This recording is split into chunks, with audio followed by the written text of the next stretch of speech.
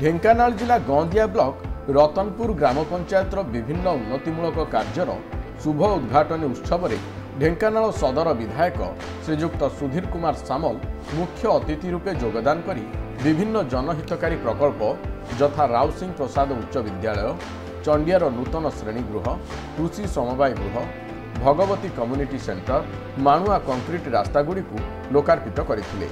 मान्यवर विधायक धानमंडी व्यवस्था उपरे कहिथिले कि ढेंकानाल जिले में स्वयं सहायक गोष्ठी माध्यम धान किणा जिबार व्यवस्था करा जायछि।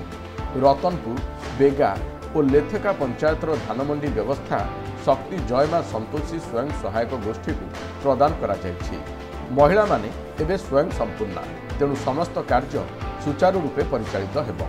एही सभारे ढेंकानाल कृषक मोर्चार सभापति नरोत्तम साहू, जिला महिला मोर्चार सभानेत्री रूबी विश्वाल, बिजु जनता दलर वरिष्ठ संगठक निराकार सामल, प्रदीप कुमार साहू, बिजु युव जनता दल सभापति प्रदीप कुमार साहू, गोंदिया ब्लॉक सभापति विश्वनाथ जेना और कृषि समवाय रतनपुर मुख्य परिचालक श्रीजुक्त सुधांशु स्वाई, छात्र उपसभापति शुभजित जेना, सत्यसुंदर स्वाई, प्रताप चंद्र जेना, प्रहलाद दास, रतनपुर पूर्वतन सरपंच रूपश्री स्वाई, लेथेका सरपंच बाबाजी स्वाई, खगेश्वर महांती और शताधिक चाषी, कर्मी और महिला योगदान करथिले।